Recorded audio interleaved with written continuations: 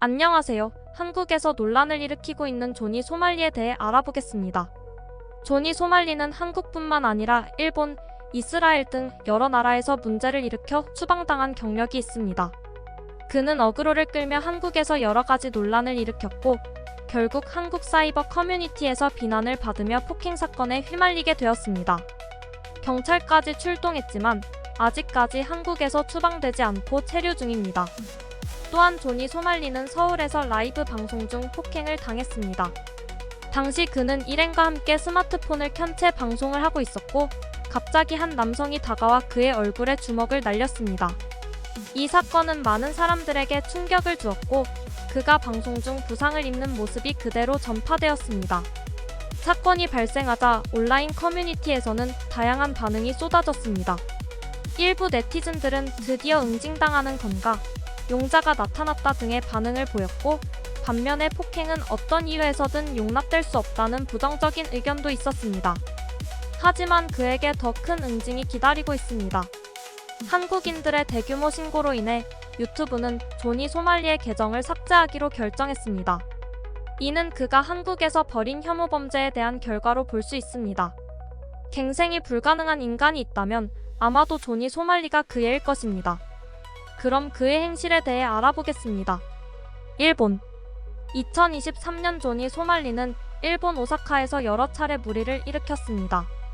그는 8월 30일 호텔 건설 현장에 무단 침입해 체포되었고 9월에는 도톤보리에서 지나가는 사람들과 다툼을 벌였습니다. 특히 한 여성에게 비하 발언을 하며 논란을 일으켰고 현지 남성에게 폭행을 당했습니다. 그의 모욕적인 발언으로 일본 국민의 분노를 샀고 결국 비즈니스 방해 혐의로 2024년 1월에 벌금 20만 엔을 선고받고 추방되었습니다.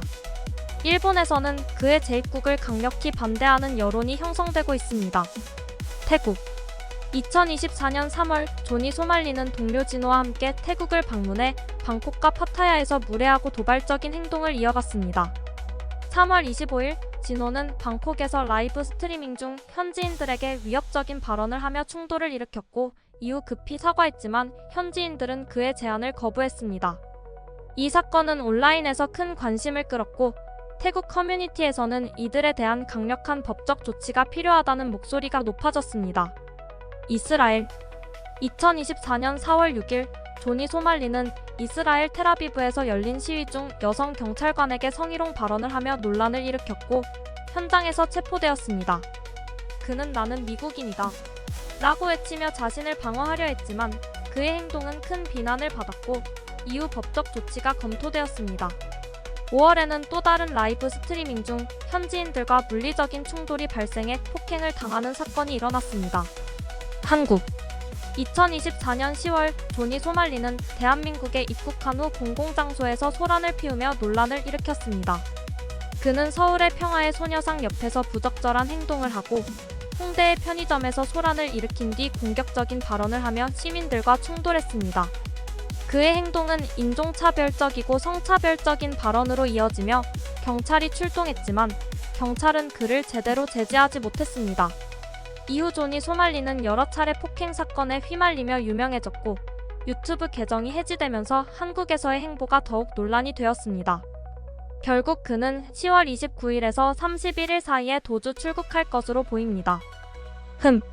맞아도 싼 놈이네요. 시청해주셔서 감사합니다. 구독과 좋아요 부탁드립니다.